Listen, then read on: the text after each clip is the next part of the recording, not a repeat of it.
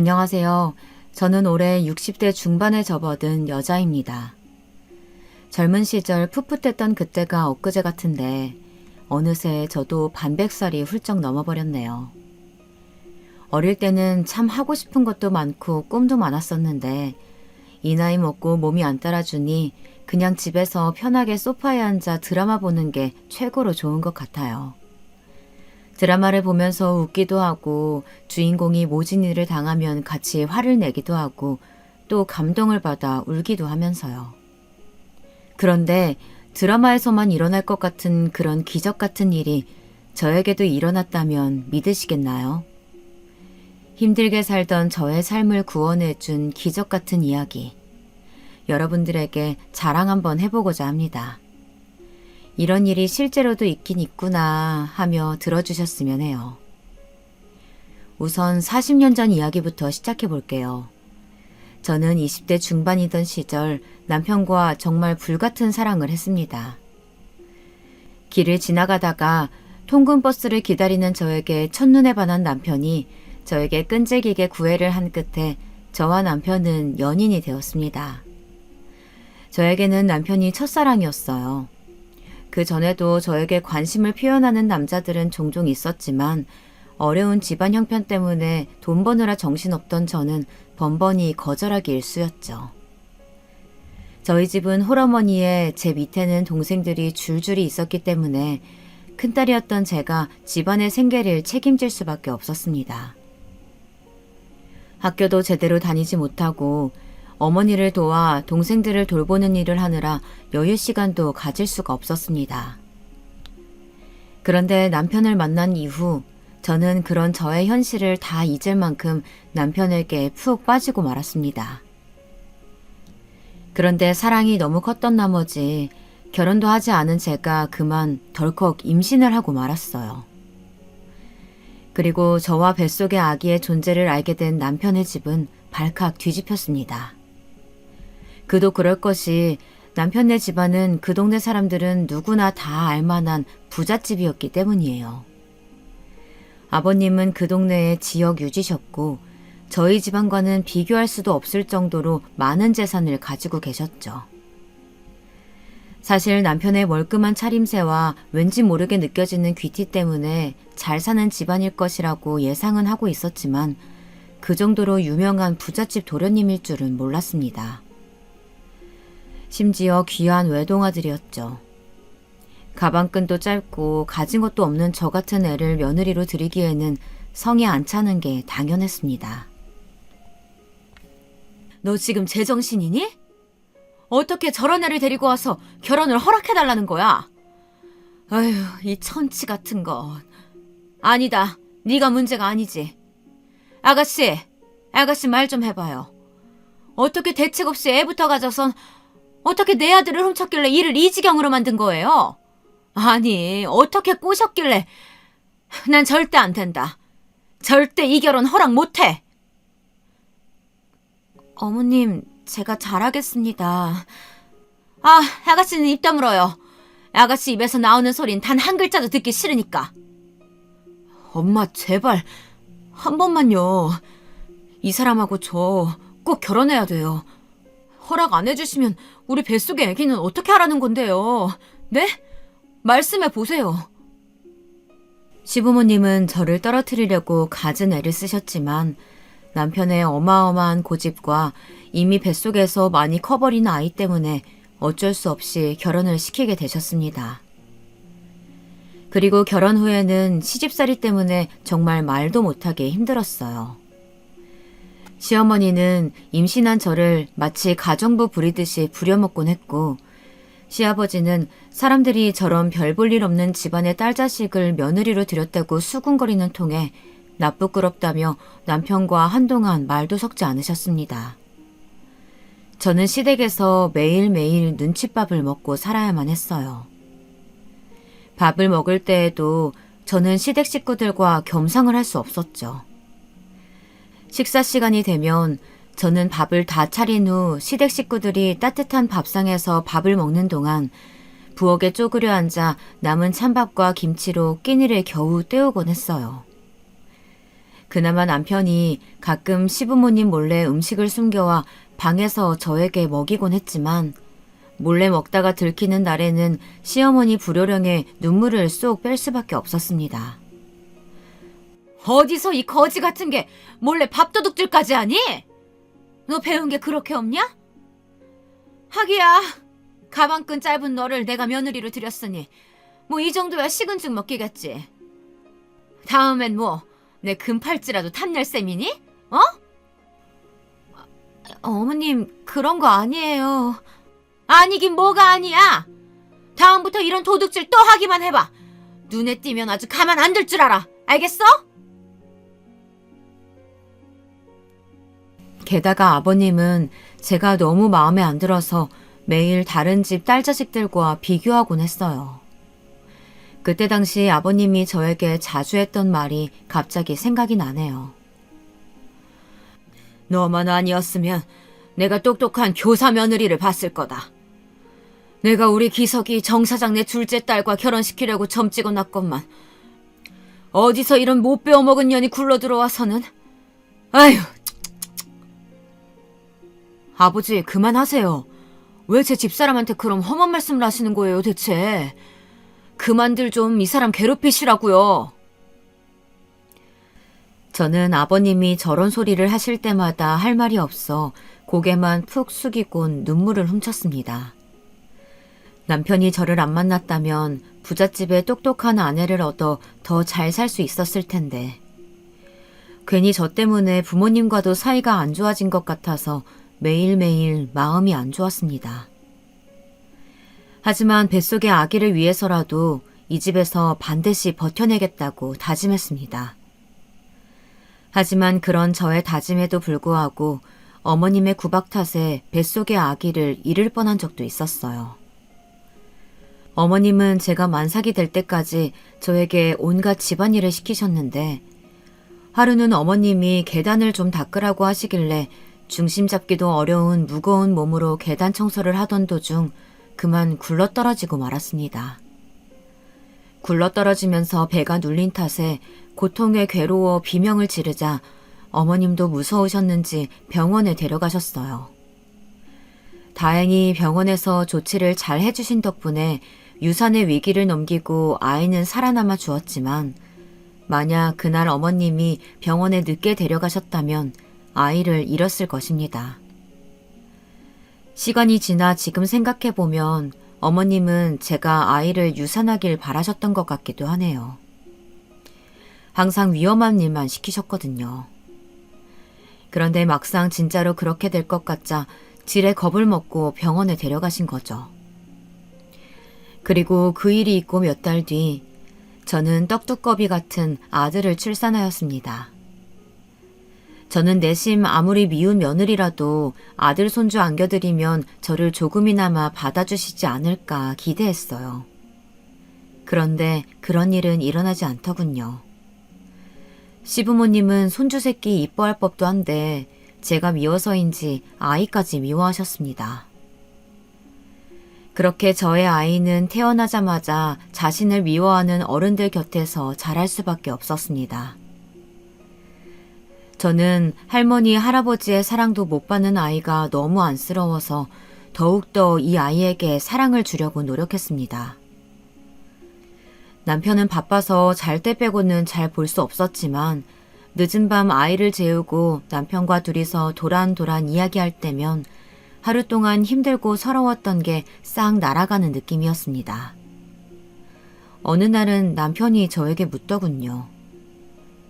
여보, 당신은 소원이 뭐야? 저는 한참을 곰곰이 생각하다가 말했어요. 나는 나중에 우리도 나이 먹고 우리 상준이도 장가가고 나면 시골에 전원주택 지어서 개 키우면서 사는 게 소원이에요. 당신은 소원이 뭐예요? 남편은 제 머리를 쓰다듬으면서 대답했습니다. 나는 당신이 누구보다도 행복해지는 게 내 소원이야. 저는 남편의 대답에 부끄러워서 이불 속에 숨고 말았답니다. 결혼을 해서도 이렇게 닭살 돋는 말을 잘 하는 남편이었어요. 그렇게 저는 남편 덕에 고된 시집살이를 하루하루 버티며 살아갔습니다. 시부모님은 날이 갈수록 저를 미워하다 못해 증오하다시피 하셨지만 남편과 아들을 위해서 참고 또 참았어요. 그런데 아이가 중학교에 갈 무렵 도저히 참을 수 없는 지경에 이르고 말았습니다. 엄마, 나 여기서 살기 싫어. 나갈래. 뭐?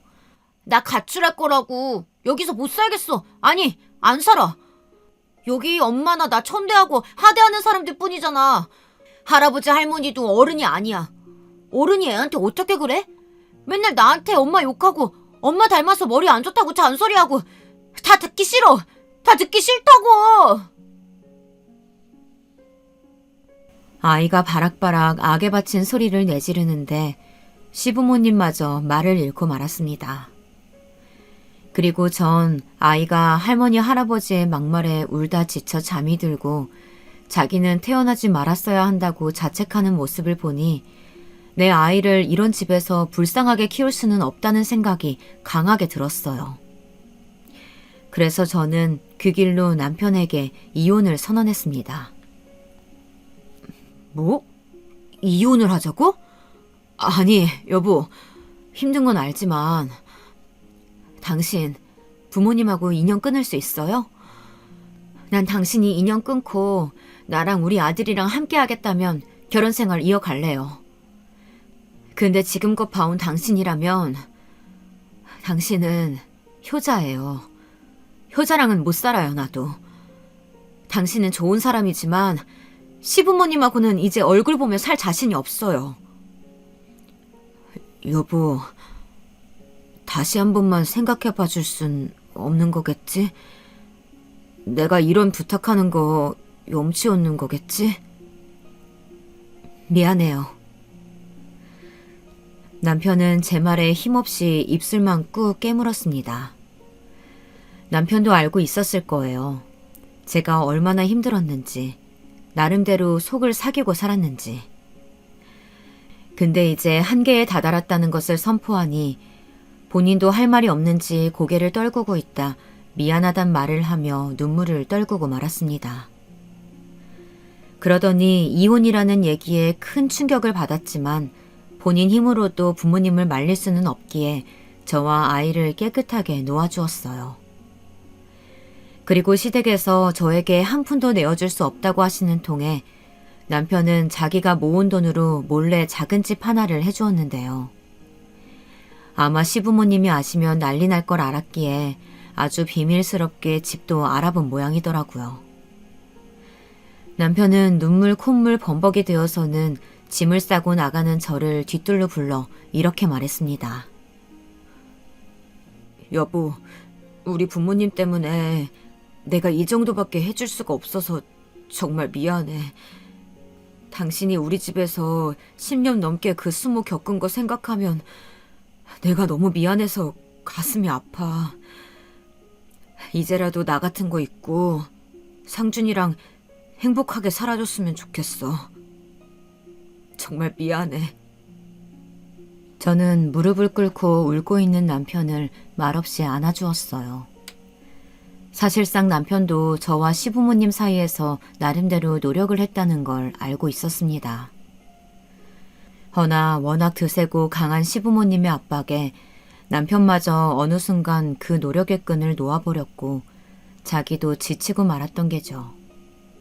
알았기에 이해했습니다. 그 길로 전 미련 없이 아들과 함께 그 집을 떠났습니다. 그리고 정말 가슴이 찢어지지만 이 집도 있고 남편도 있기로 결심했습니다. 그 이후로 저는 아들과 둘이 살면서 먹고 살기 위해 정말 고군분투했습니다. 아이 낳고 10년 넘게 가정주부로 지냈던 터라 써주는 데는 많이 없었지만 할 수 있는 일은 최대한 가리지 않고 다 했어요. 몸이 편찮으셨던 친정엄마는 몇 년 전 돌아가시고 동생들은 각자 살기 바빠서 어디 도움 청할 곳도 없었습니다. 그래도 남편이 집을 해준 덕에 아이와 함께 몸 뉘일 곳은 있어서 다행이었죠. 가끔 남편이 생각나긴 했지만 그럴 때마다 어차피 나와는 다른 세상에 살던 사람이니 모두를 나무 쳐다봤다가 벌 받은 거라고 생각하기로 했습니다. 그리고 홀로 아들을 키운 지 몇 년째. 밤낮 없이 열심히 돈을 벌다 보니 그래도 돈이 모이긴 모이더라고요. 남편이 해준 집도 집값이 올라 더 좋은 집으로 이사를 갈 수 있게 되었습니다.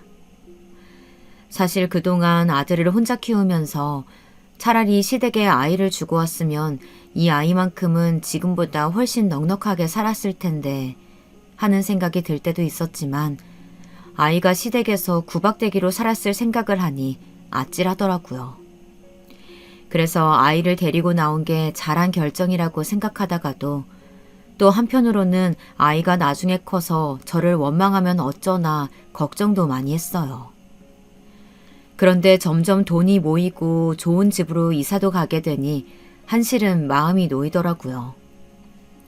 그리고 그맘때쯤 여기저기 직장을 옮기던 저는 우연히 한 회사에 들어가게 되었습니다.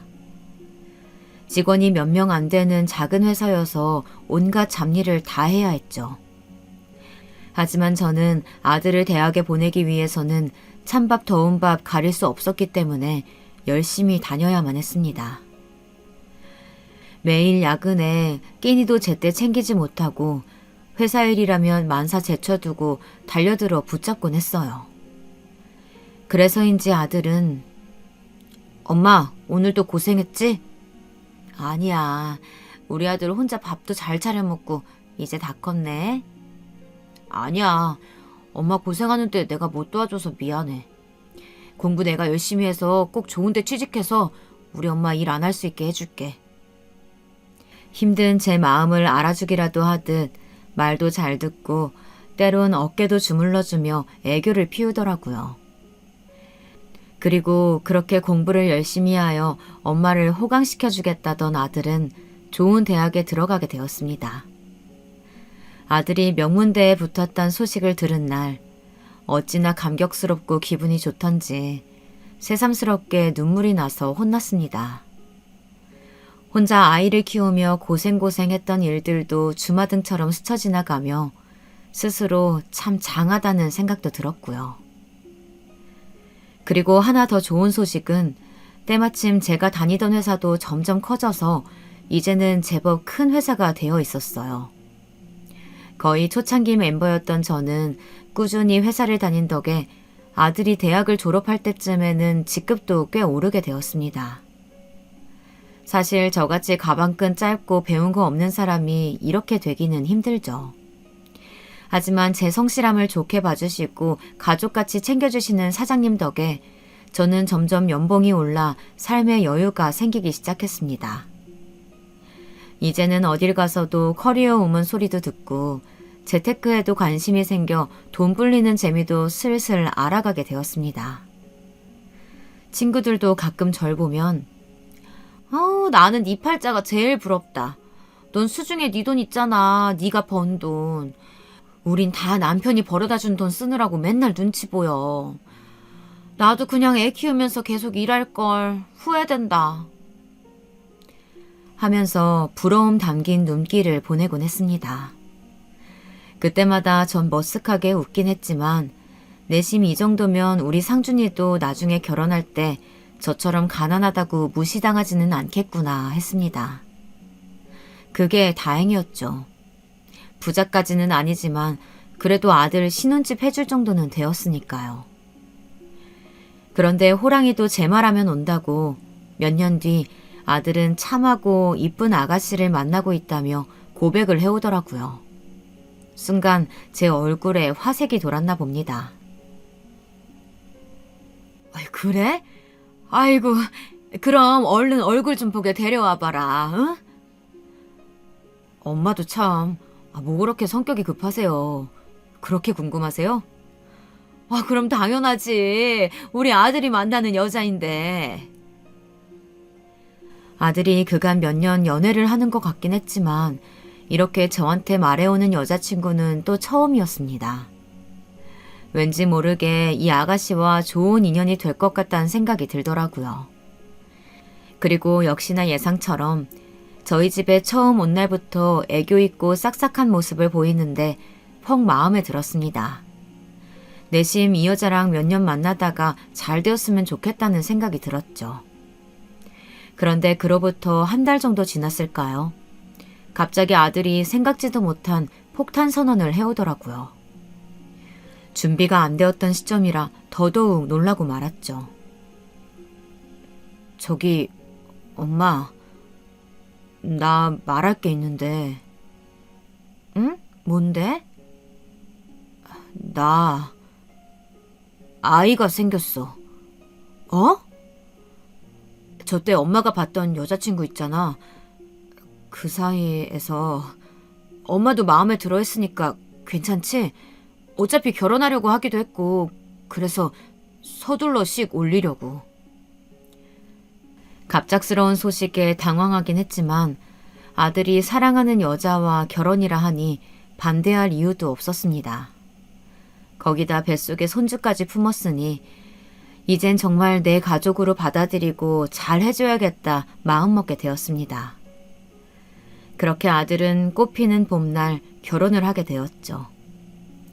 새침하고 예쁘장하게 생긴 우리 며느리는 곱게 자랐는지 할 줄 아는 것은 없었지만 혼수로 뱃속에 손주를 데리고 오는 바람에 예뻐할 수밖에 없었습니다. 어느새 제가 아들을 이렇게 키워 손주까지 보게 되다니 정말 감격스럽더라고요. 게다가 며느리가 애교가 많은 성격이라 더할 나위 없이 좋았죠. 저한테 엄마, 엄마 하며 따르는 며느리가 너무 예뻐서 제가 할 수 있는 한 잘해주고 싶었어요.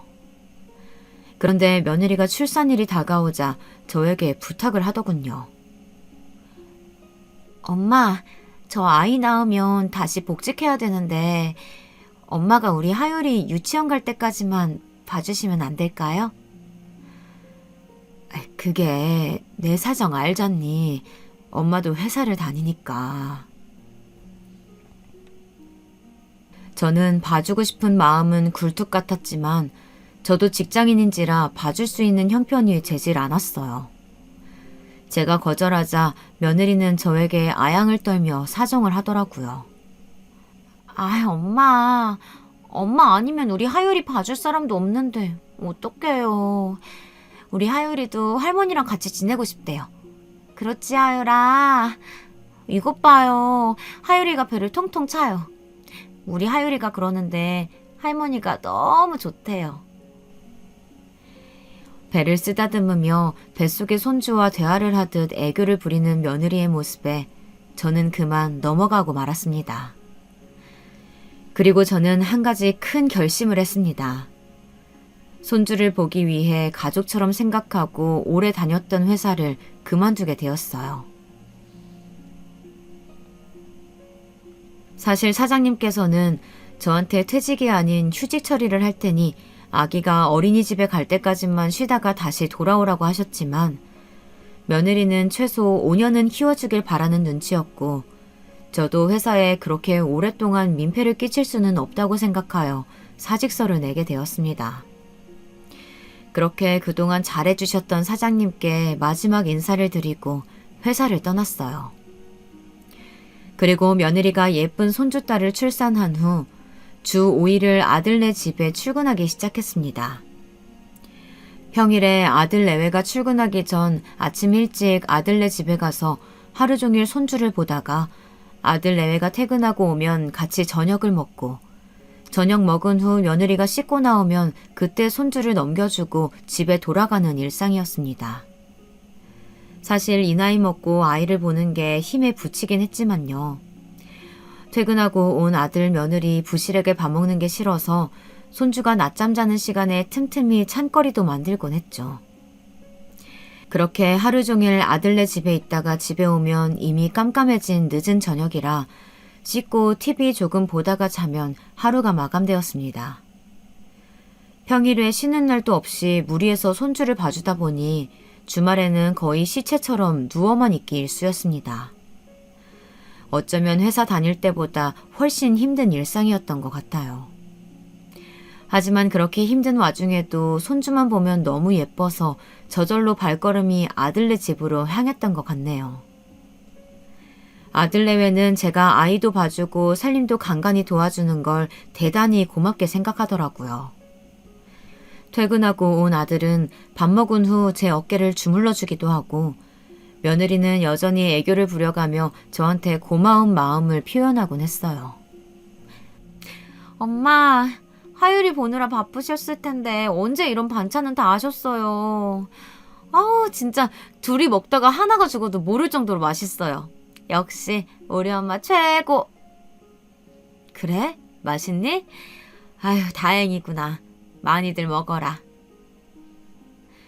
며느리가 제가 만든 반찬이 너무 맛있다며 호들갑까지 떨어가며 칭찬해주니 저도 어깨가 으쓱하더라고요.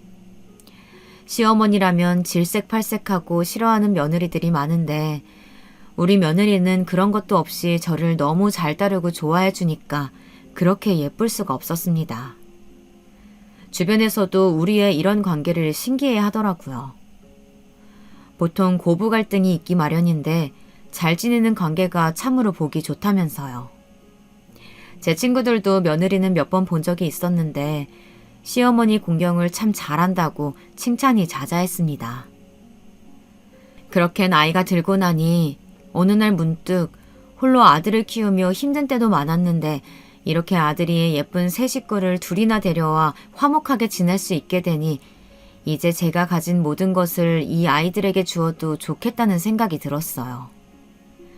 그래서 몇 년이 지나 손녀딸이 유치원에 들어갈 때가 되자 저는 제가 가진 모든 재산을 이 아이들에게 주고 남은 여생을 지금처럼 행복하게 살기로 결심했습니다. 그런데 친구들은 이를 두고 조금 반대를 하더라고요. 얘, 요즘 얼마나 흉흉한 일이 많은데 뭐 그런 큰 결정을 해. 조금 있다가 넘겨. 뭘 벌써부터 넘기려고 하니? 그러게나 말이야. 100세 시대라잖아. 지금 넘기면 또 나중에 일이라도 생기면 어쩌려고. 허나 전 애초에 친구들의 말을 그냥 흘려넘기곤 했어요. 내 며느리고 아들인데 당연히 내가 더 잘 안다고. 나한테 얼마나 잘하는 애들인데 하면서요. 친구들도 직접 며느리 행실을 보긴 했던 터라 더 말을 잇지는 못하더라고요. 지금은 그때의 제 행동을 무척이나 후회하지만 그땐 그만큼 아이들을 끔찍이 믿었습니다. 저는 하루 날을 잡아 아들 내외를 앉혀두고 말했습니다. 나는 너희가 이렇게 행복하게 사는 걸 보니까 이제 죽어도 여한이 없구나. 내가 가진 재산이 그렇게 많지는 않다만 어차피 죽으면 너희한테 물려줄 거 좀 더 일찍 물려주면 너희들도 편하지 않겠니? 한 살이라도 젊을 때 돈이 있어야 고생을 덜하고 살지. 나는 나이 먹고 어디다가 쓸 데도 없구나. 정말이에요, 엄마? 세상에 뭐라고 말해야 할지 모르겠어요. 너무 감사해요. 제 말에 놀라는 아들 내외에게 저는 제가 살던 집과 그동안 모아두었던 예금과 적금, 그리고 퇴직금이 들어있는 통장까지 전부 다 주겠다고 말했습니다. 나에게는 가끔 커피나 사 먹을 용돈 정도만 주면 되니 이참에 너희들과 같이 살게 해달라고 하면서요. 그러자 아들과 며느리는 감격하여 고개를 세차게 끄덕이더군요. 엄마, 당연히 제가 모시고 살아야죠. 우리 하율이랑 다 같이 행복하게 살아요. 며느리가 망설이지도 않고 미소를 한가득 머금고 말하더라고요. 사실 아들네에게 말하기 전부터 혹시나 학가를 거부하면 어쩌나 하는 걱정에 가슴 언저리가 막힌 듯 갑갑했는데 며느리가 저렇게 말해주니 속 시원하게 가슴이 뻥 뚫린 느낌이었습니다. 저는 아들보다도 며느리에게 너무 고마워서 며느리의 손을 잡고 고맙다, 고마워 하고 연신 말했습니다. 그리고 그 이후 저는 아들네 집에서 생활을 하게 되었어요. 사실 그 전에도 잠만 집에 가서 잤지 평일에 5일 내내 아들네 집에서 생활했기 때문에 별반 달라진 건 없더라고요. 그래도 이제는 손녀딸이 유치원에 가니 낮에는 시간이 좀 생겨서 청소며 빨래며 집안일을 좀 더 도와줄 수 있게 되었습니다. 손녀딸도 아기 때부터 제 품에서 컸다 보니 저를 잘 따르고 좋아했죠. 밤에 할머니랑 같이 자고 싶다고 땡깡을 부릴 때에는 그렇게 예쁠 수가 없었습니다. 그렇게 저는 하루하루 아들과 손주와 함께 행복한 나날을 보냈어요. 그런데 합가한 지 1년 정도 지났을 즈음부터 며느리가 슬슬 변하기 시작했습니다. 제가 낮에 몸이 안 좋아서 집안일을 해놓지 못하면 퇴근하고 온 며느리가 짜증을 내곤 했습니다. 엄마, 빨래 안 해놓으면 어떡해요. 내일 출근할 때 입고 갈 옷 없는데. 오늘 야근하고 와서 피곤해 죽겠구만. 일하는 사람 생각도 좀 하세요. 그게 내가 하려고 했는데 오늘 하루 종일 청소하고 하느라 정신이 없었다. 지금 그걸 변명이라고 하는 거예요? 정말 내가 미치고 팔짝 뛰겠네. 얼른 하세요. 그래. 며느리가 날선 목소리로 저에게 짜증을 낼 때면 저는 괜히 미안한 마음에 아픈 몸을 이끌고 집안일을 마저 하곤 했습니다. 저도 30년 가까이 직장에 다녀봐서 알지만 퇴근하고 집에 와서 쉬고 싶은데 집안일까지 해야 되면 그게 얼마나 스트레스인가요. 집에서 쉬는 제가 하나라도 더 해야죠. 저는 그저 아들네외 사는데 불편함이 없도록 이 한 몸 보탬이 될 수 있다면 그것만으로도 바랄 게 없었습니다. 그런데 처음에는 며느리가 짜증이 잦아지길래 요즘 회사에서 스트레스 받는 일이 많은가 보다 하고 생각했습니다. 아니면 저랑 같이 살다 보니 정말로 저를 엄마처럼 편하게 생각해서 그러는 것 같기도 했고요. 어느 쪽이든 간에 이 정도는 감당할 수 있는 수준이니 최대한 며느리의 기분에 맞춰주고자 했습니다. 하지만 얼마 지나지 않아 왠지 모르게 저를 하대하는 느낌이 들기 시작하자 기분이 조금 이상하더라고요. 그리고 하루는 주말에 다 같이 점심을 먹을 때였어요. 제가 음식을 다 해놓고 며느리와 같이 상을 차리는데 분명히 새로 밥을 했음에도 불구하고 며느리가 제 밥만 찬밥을 떠놓은 게 아니겠어요? 물론 평소에 밥을 하면 남은 찬밥이 아까워서 제가 먹곤 했지만 대놓고 저에게만 찬밥을 주니 조금 어리둥절했습니다. 그 후 이런 상황이 몇 번 반복되자 이상한 낌새를 눈치챈 제가 손녀딸에게 말을 거는 척하면서 은근슬쩍 말을 꺼내보았습니다. 아이고 하유라, 할머니 밥은 차가워서 못 먹겠다. 그러자 며느리가 무심한 말투로 이렇게 말하더군요. 엄마 원래 찬밥 좋아하시잖아요. 찬밥 버리기도 아까운데 그냥 드세요. 아니면 데워드려요? 아니다, 됐다. 굳이 새밥도 아닌 찬밥을 데워주겠다는 며느리의 말에 기분이 상했지만 됐다고 하고선 찬밥을 꾸역꾸역 먹었어요.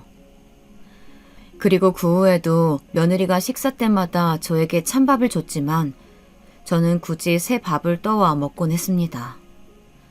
제가 찬밥을 놔두고 새 밥을 떠오면 며느리가 기분 나쁜 눈초리로 쳐다보았어요. 그리고선 쿵쿵거리며 찬밥을 싱크대에 쏟아붓고 씩씩거렸죠. 내가 먹는 밥이 그렇게 아까운가?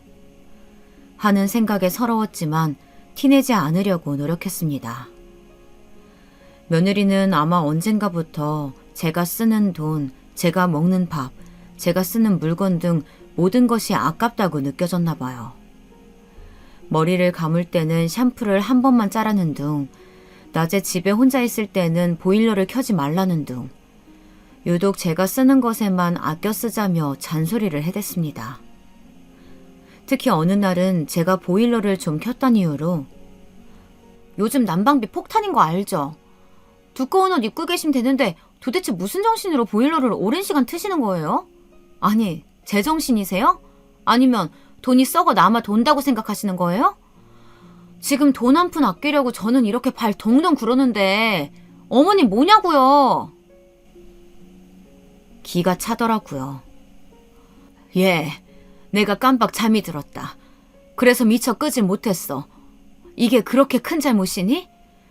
그리고 니네들이 뭐가 돈이 부족하니 내가 준 게 있는데. 어머머머, 생색내시는 거예요 지금? 그 돈 그거 준 거 가지고? 그날의 싸움으로 전 한 달간 며느리와 냉전 상태에 들어갔고 나중에 아들이 중재해 겨우 화해를 했습니다. 그런데 참 서럽더군요.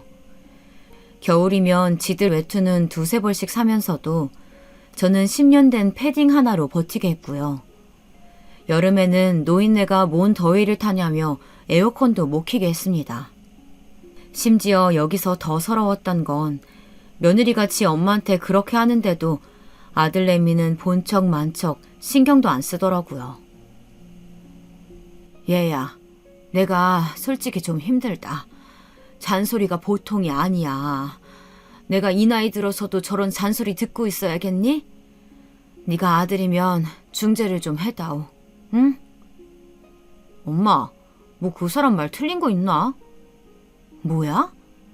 아, 그렇잖아요. 나도 저 사람도 돈 버느라 힘드니까 엄마한테 그냥 속풀이 좀 하는 거지. 아, 나이 드신 양반이 이해 좀 해주면 되지. 왜 그런 걸 가지고 삐져요, 삐지긴. 아, 그냥 엄마가 이해해. 엄마가 이해하면 모두가 편할걸. 아우, 참 엄마도 쪼잔스럽게. 맥없이 저런 말을 듣고 있는데 참 자식 키운 세월이 참 덧없고 보람없게 느껴지더라고요.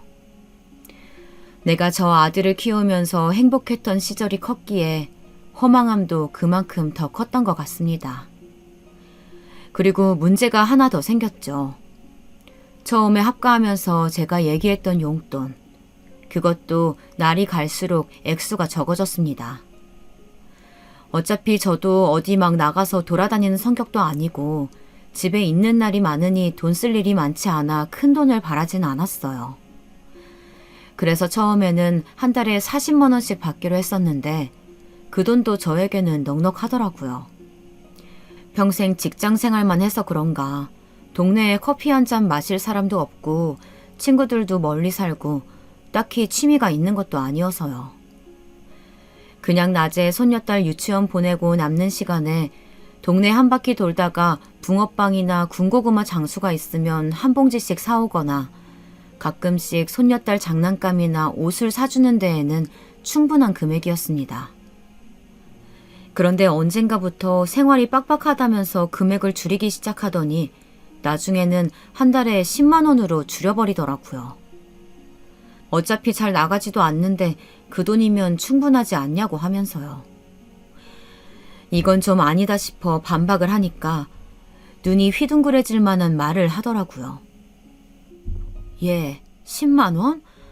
10만 원은 좀 나도 사람 사는 것처럼은 살아야 할 거 아니야. 엄마, 그게 사실 이이가 요즘 사업을 하고 싶대요. 그래서 돈 지출이 많아요. 엄마가 이해 좀 해주세요. 뭐? 사업을 한다고? 아들이 사업을 한다는 것이었어요. 갑작스럽게 웬 사업이냐고 하니까 자기 평생 꿈이 사업하는 거였다며 무슨 커피 가게를 차린다고 하더라고요. 제 아들이니 아는 사실이지만 아들은 뭔가 장사에는 어울리는 사람은 아니었습니다. 바로 걱정부터 앞서는데 자기가 알아서 다 하겠단 말에 그냥 응원해주는 게 최선이었습니다. 한편 용돈이 10만 원으로 줄고 나서 예전만큼 손녀딸 장난감을 자주 사줄 순 없었지만 그래도 아들네 먹고 사는 게 팍팍하다니 아껴 써야겠다 생각했습니다. 그런데 10만 원으로 줄인 것까지는 괜찮았지만 현금으로 주던 용돈을 어느샌가부터 카드로 주기 시작하니 점점 눈치가 보이더라고요. 며느리가 체크카드에 딱 10만 원만 넣어서 저에게 주었는데 제가 어디 가서 카드를 긁을 때마다 며느리에게 문자가 가다 보니 감시를 당하는 느낌이 들었습니다. 제가 뭘 쓰든 상관을 안 하면 괜찮지만 문자가 날아갈 때마다 며느리가 저에게 전화해서 꼬치꼬치 따지곤 했거든요. 하루는 낮에 동네를 산책하다가 새로 오픈한 커피숍이 있어서 들어가 봤습니다. 유명한 프랜차이즈 커피숍이었는데 커피를 안 마신 지도 한참 되어서 한 잔 사보았어요. 오랜만에 따뜻한 커피를 들고 산책을 하니 직장 다닐 때 생각도 나면서 너무 좋더라고요. 그런데 그때 며느리에게서 전화가 걸려왔습니다. 전화를 받자마자 며느리는 다짜고짜 저에게 따지더군요. 엄마, 돈이 썩어 넘치죠 지금? 무슨 집에만 있는 사람이 그렇게 비싼 커피를 사 먹어요? 집에 내가 믹스커피 사다 놨는데 그거 드시면 되죠. 누가 보면 아주 커리어 우먼인 줄 알겠어요. 정 먹고 싶으면 집 앞에 1,500원짜리 아메리카노도 파는데 굳이 왜 비싼 데 가서 드시는 거예요? 저는 당황하여 순간 말이 안 나왔지만 숨을 내쉬고 침착하게 얘기했습니다. 아니 집 앞에 새로 커피숍이 오픈했길래 한번 가봤는데 내가 금액까지는 생각을 못했네. 그래 네가 요새 돈 버느라 힘들 텐데 내가 좀 생각이 짧았다. 제가 언짢은 기분을 숨기고 수그리듯 말하자 며느리는 기세등등해져서 더 언성을 높였습니다. 알면 좀 조심하세요. 그렇게 쓸데없는 데다가 돈 쓸 거면 용돈 더 줄일 수밖에 없어요. 아시겠어요? 어디 5만 원으로 줄여드릴까요? 며느리의 성화에 저는 풀이 죽은 목소리로 알겠다고 조심하겠다고 대답할 수밖에 없었습니다. 모아놓은 돈과 퇴직금까지 탈탈 털어 아들 내외에게 줘버린 탓에 제 수중에는 10,000원 한 장 없었으니까요. 더군다나 언젠가부터 용돈 외에는 일절 저에게 돈을 쓰지 않는 아들 내외 때문에 사소한 병원 진료비 같은 것도 최대한 용돈으로 해결해야 했는데요. 이런 상황에서 괜히 며느리의 심기를 건드렸다간 제 삶만 더 힘들어질 뿐이었습니다. 그리고 며느리는 제가 쓰는 병원비도 아까워했기 때문에 저는 항상 감기에도 걸리지 않도록 조심했습니다. 30여 년 전 아들을 낳았을 때 산후조리도 하지 못하고 시집살이에 고생만 한 탓에 무릎이며 허리며 성한 곳이 없었지만 물리치료를 다니고 싶다고 말하기에도 눈치가 보여 꾹꾹 참기만 했습니다. 그러다가 어느 날 빨래 바구니를 옮기던 저는 그만 손목을 삐끗하고 말았습니다. 처음에는 살짝 욱신거리기만 했는데 다음 날이 되니 손목이 부어서 잘 움직여지지 않더라고요. 살짝만 움직여도 시큰거리고 바늘로 찌르는 듯이 아픈 탓에 집안일에 손을 댈 수가 없었습니다. 어쩔 수 없이 저는 병원을 가야겠다고 며느리에게 말을 했어요. 하율 엄마야, 내가 어제 손목을 삐끗했는데 뭐가 잘못됐는지 손목이 퉁퉁 부어서 움직일 수가 없네. 내일 병원에 좀 가야 될 것 같은데 병원비가 좀 모자라서. 그러자 며느리는 제 손목을 힐끔 보더니 말하더라고요. 그거 그냥 얼음찜질하면 낫는 거 아니에요? 굳이 병원에 가셔야 돼요? 괜히 병원에 돈 갖다 바치지 말고 그냥 얼음찜질이나 해보세요. 며느리의 매정한 말에 저는 어쩔 수 없이 며칠 더 지켜보기로 했습니다. 하지만 얼음찜질을 해보고 마사지도 해보고 했지만 손목의 통증은 점점 더 심해질 뿐이었습니다. 그래서 며느리에게 다시 한번 얘기를 해보았는데 며느리도 제가 손목 때문에 집안일을 못하자 그건 또 그것대로 불만이었는지 빨리 병원에 다녀오라며 카드를 던져주더군요. 저는 바닥에 떨어진 카드를 주우면서 너무 서러웠지만 한마디 말도 못하고 돌아섰습니다. 그리고 며느리가 준 카드로 병원에서 며칠간 치료를 받으니 점점 상태가 호전이 되더라고요. 이제는 집안일도 다시 할 수 있게 되었습니다. 그런데 그 병원비 사건 이후로 며느리가 저에게 대놓고 면박을 주기 시작했어요. 하루는 제가 집안일이 밀려 아들 내외 먼저 저녁을 먹게 한 후 혼자서 늦은 저녁을 먹고 있었어요. 대충 밥 한 그릇 떠다가 있는 반찬을 먹고 있는데 씻고 나온 며느리가 저를 확 쏘아보더니 소리를 빽 지르더라고요. 아휴, 밥은 또 진수성찬을 차려 먹네. 언제까지 밥만 축낼 거예요? 낮에 할 일도 없으면서 밥만 축내지 말고 일이나 좀 해요. 제발 밥값 좀 하시라고요. 네? 저는 며느리의 말에 깜짝 놀라 먹던 밥 숟가락을 떨어뜨렸습니다. 순간 내가 왜 이런 취급을 당해야 하나 너무 서러웠어요. 내가 집도 해주고 재산도 전부 다 줬는데 밥 한 술 뜨는 게 그렇게 아까울까요? 분명 예전에는 애교도 많고 이쁜 짓을 많이 하던 며느리였는데 지금은 그저 저를 식충이로만 보고 경멸하는 그런 사람이 되어 있었습니다. 저는 목에서 뭐가 콱 막힌 듯 넘어가지 않아 먹던 밥을 치우고 자리에서 일어났어요. 밥값이라고 했니? 밥값 충분히 하지 않았니? 내가 사준 집에서 내가 가정부 노릇하며 이날 이태껏 살고 있는데 이 정도로도 부족해? 그러자 며느리는 잠깐 꼴먹은 벙어리가 되더니 뒤돌아서는 제 뒤통수에다 대고 또 중얼거리더군요. 밥은 왜 또 남기고 난리야. 아까운 줄도 모르고. 아우, 속 터져. 저는 며느리의 혼잣말을 들었지만 애써 모른 척하며 방으로 들어갔습니다. 그리고 서러운 마음에 이불 속에서 얼마나 숨죽여 울었는지 몰라요. 그리고 저는 그날 이후로 일자리를 알아보기 시작했습니다. 내가 억울해서라도 다시 일을 해야겠더라고요. 지가 손주 봐달라고 간청하는 탓에 그 좋은 회사도 그만두고 눌러 앉은 건데 이제 와서 쓸모없는 뒷방 늙은이 취급이라뇨. 그리고 며느리가 저를 구박할 때마다 옆에서 한숨만 내쉬는 아들도 내심 제가 다시 일하기를 바라고 있는 것 같더라고요. 내가 지를 어떻게 키웠는데 괘씸한 마음에 매일 밤잠을 설쳤습니다.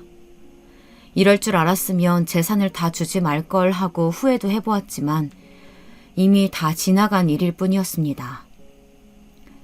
저는 하루빨리 일자리를 구해서 더 이상 저것들한테 기 안 죽고 떵떵거리며 살고 싶었지만 나이가 나이인지라 뽑아주는 곳이 없더군요. 나름 전에 다니던 회사에서 많은 연봉을 받고 다녔어서 같은 직종으로 경력을 인정받아 들어가고 싶었지만 쉽지 않았습니다. 그래서 어쩔 수 없이 몸 쓰는 일을 알아볼 수밖에 없었어요. 그러던 중 어느 제조회사에서 구내식당 주방 보조를 뽑는 공고를 보게 되었습니다. 주방 일은 아들이 어렸을 때 잠깐 해본 적이 있어서 얼마나 힘든지 알고는 있었지만 눈칫밥 먹고 사느니 몸이 힘든 게 낫다 싶어서 지원해 보았습니다. 면접 보러 오라는 말에 가보았더니 이름은 처음 들어봤지만 꽤 규모가 있는 회사더라고요. 회의실에서 담당자와 면접을 보고 있는데 회의실 창문 밖에서 누군가 쳐다보는 느낌이 들었습니다. 하지만 고개를 돌려보았을 때는 아무도 없길래 그냥 저의 착각인 줄만 알았습니다. 그리고 면접이 끝난 다음 날 아쉽게도 채용하지 않기로 했다는 문자를 받았죠. 저는 낙담할 시간도 없이 다른 일자리를 알아봐야 했습니다. 한창 다른 일자리가 없나 보던 중 모르는 번호로 문자가 한 통 왔습니다.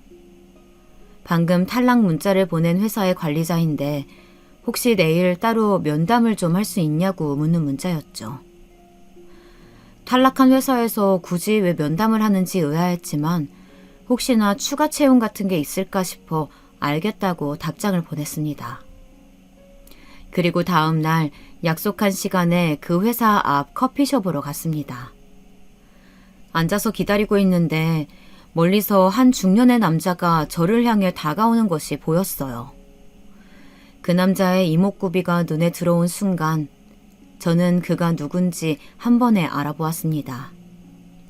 세상에, 그 남자는 저의 전남편이었습니다. 희끗해진 머리에 주름진 얼굴이었지만 한눈에 알아볼 수 있었죠. 전남편은 성큼성큼 걸어오더니 머뭇거리며 제 얼굴을 한참이나 쳐다보았습니다. 저는 영문을 알 수가 없었습니다. 아니, 당신이 여기에 어떻게... 많이 놀랐지? 만나서 다행이다. 중후해진 그의 목소리를 듣자 지난 세월이 머리에 스쳐 지나가는 듯 했습니다. 전 남편과 헤어진 지도 벌써 20년. 정말 사랑했지만 시댁의 괴롭힘으로 인해 견딜 수 없어 이혼할 수밖에 없었던 지난 날들이 떠올랐습니다. 저는 알 수 없는 감정이 휘몰아쳐 저도 모르게 눈물이 차오르는 것을 느꼈습니다. 전 남편도 마음이 복잡한지 안절부절하며 말을 겨우 잇더군요. 잘 살고 있는 거지? 우리 상준이도 벌써 30살이 넘었겠네. 20년 전 당신이랑 상준이 그렇게 보내고 내가 정말 얼마나 힘들었는지 몰라. 우리 부모님 원망도 참 많이 했지.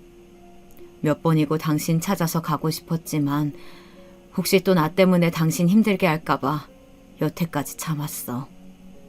그런데 이렇게 만나게 되었네. 저는 전 남편의 따뜻한 말에 눈물을 참을 수가 없었습니다. 남들이 쳐다보는 줄도 모르고 주책맞게 울고 말았네요.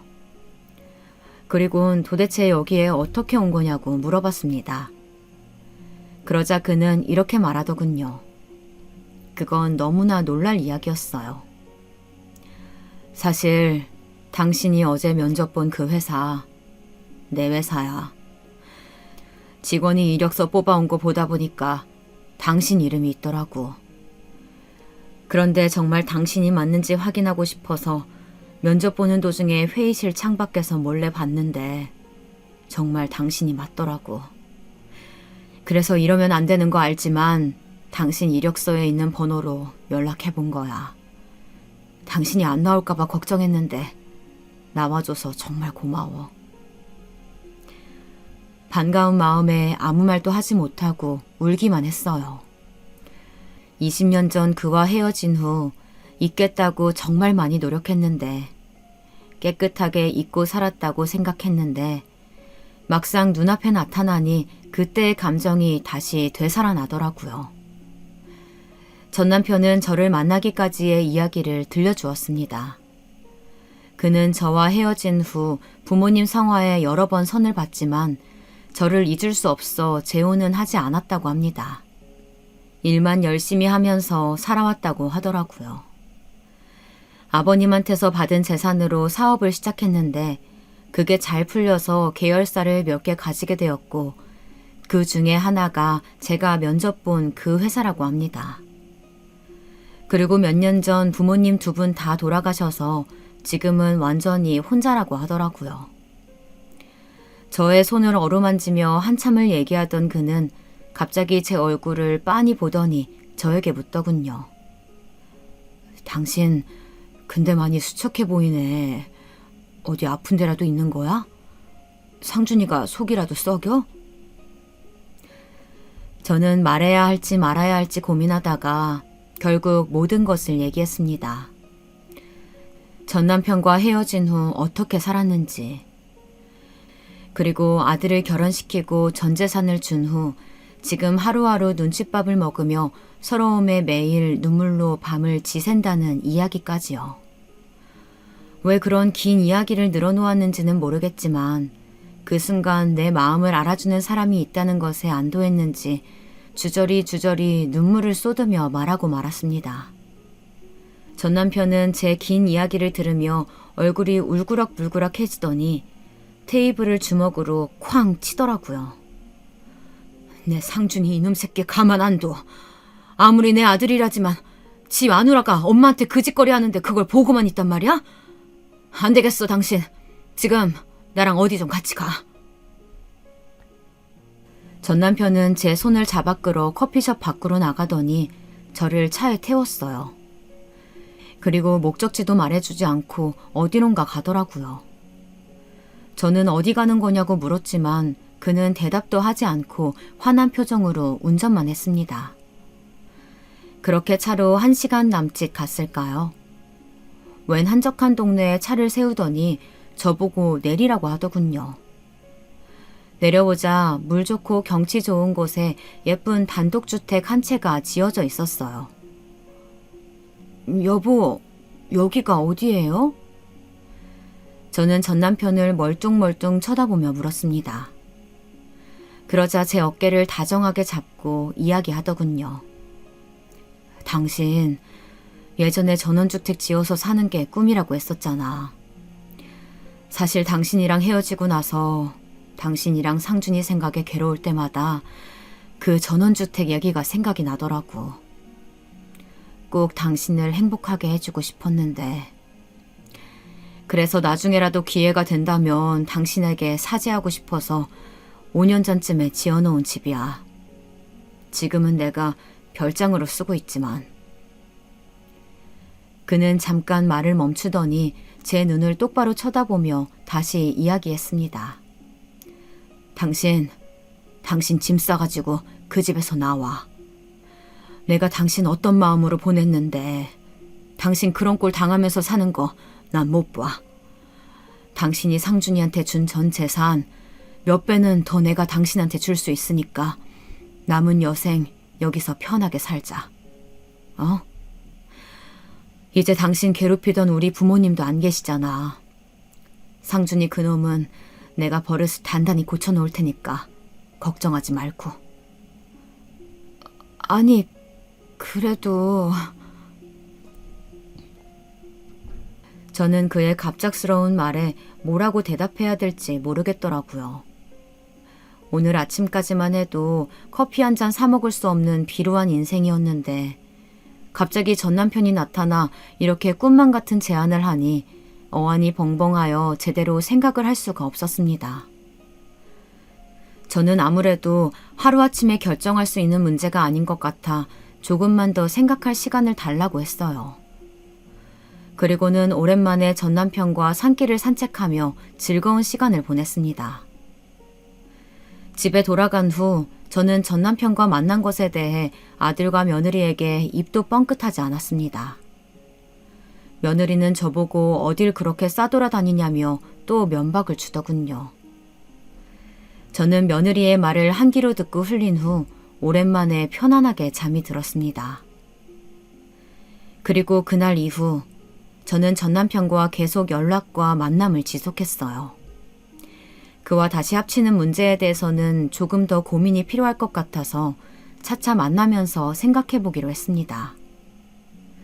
사실 20년 만에 만나서 그때의 그 감정이 남아있을 거라고는 생각도 못했는데 채 3번도 만나기 전에 20년 전 내가 사랑했던 그 남자가 아직도 나를 사랑하고 있다는 것.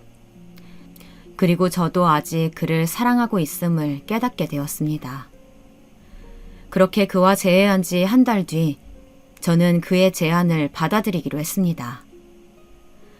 그리고 아들 내외가 손녀딸을 데리고 나들이를 간 주말 아침 저는 방에서 조용히 짐을 쌌습니다.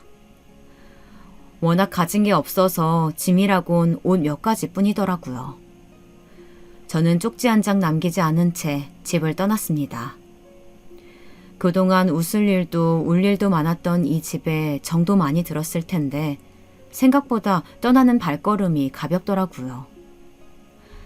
그리고 저는 집 앞에 마중 나와 있던 그의 차를 타고 그와 함께 살 그 집으로 떠났습니다.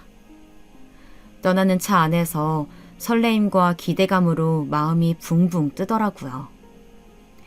전 남편이 준비한 그 집에 도착한 이후 저에게는 새로운 삶이 시작되었습니다. 그렇게 시간이 흘러 지금은 남편과 함께 그 집에서 지낸 지 벌써 2달째입니다. 남편은 이 집의 명의를 제 이름으로 돌려주었고 편하게 쓰고 싶은데 쓰라며 한도가 넉넉하다 못해 넘치는 카드를 제게 주었어요. 막상 또 돈이 많이 생기니까 어디에 써야 될지 잘 모르겠네요. 그러고 보니 짐을 싸서 이 집으로 온 날 마당에 백구 한 마리가 반겨져서 놀랐던 기억이 나네요. 제가 개 키우면서 살고 싶다는 말도 어쩜 잊어버리지도 않았는지 그의 섬세한 마음에 감동하지 않을 수가 없었습니다. 집은 또 얼마나 아늑하게 꾸며놨는지 소파에 앉아 책만 읽고 있어도 따뜻한 햇살에 스르륵 잠이 들 것만 같은 기분이었습니다. 남편이 출근하면 혼자 음식도 해먹고 강아지와 산책도 하고 나른하게 낮잠도 자기도 하면서 평온한 일상을 보내고 있어요. 이렇게 느긋한 일상을 보내는 게 아마 난생 처음인 것 같네요. 그리고 아들과 며느리에게서는 제가 집을 떠난 날부터 전화와 문자가 여러 통 왔지만 그냥 잘 지내고 있으니 신경 쓰지 말라고만 답장을 보내고 연락을 받지 않았습니다. 남편이 자기가 해결하겠다고 해서 저는 신경 쓰지 않기로 했습니다. 남편은 이후로 따로 아들을 만나서 그간 있었던 이야기들을 해주고 혹시나 내 재산을 노리고 있거든 네가 정신 차리기 전에는 국물도 없으니 그렇게 알라고 했다네요. 돈독 오른 며느리는 20년 만에 나타난 시아버지가 부자라는 사실을 알고선 어떻게든 저에게 잘 보이려고 요즘 난데없이 애정 있는 말투로 문자를 보내곤 해요. 엄마, 며느리 안 보고 싶어요? 난 엄마가 너무 보고 싶은데. 너랑 볼 일 없다. 연락하지 말아라. 네, 제가 이 여우짓에 2번 속나요. 나중에 손녀딸에게 해줬음 해줬지 며느리에게 무언가를 더 해주는 일은 앞으로 절대 없을 겁니다. 솔직히 남편이 아들에게 언제까지 매정하게 대할지는 저도 잘 모르겠어요. 겉으로는 매정하게 대하지만 그래도 20년 만에 만난 아들이라고 속으로는 가슴 아파하는 게 보이더라고요.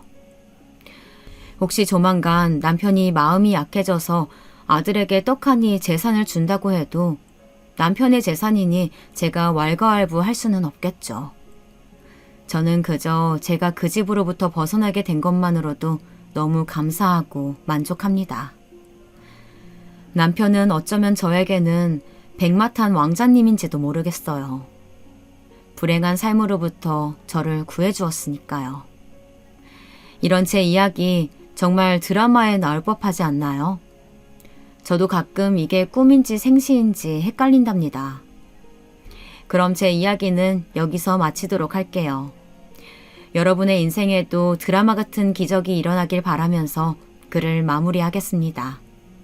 행운 가득한 하루 되세요.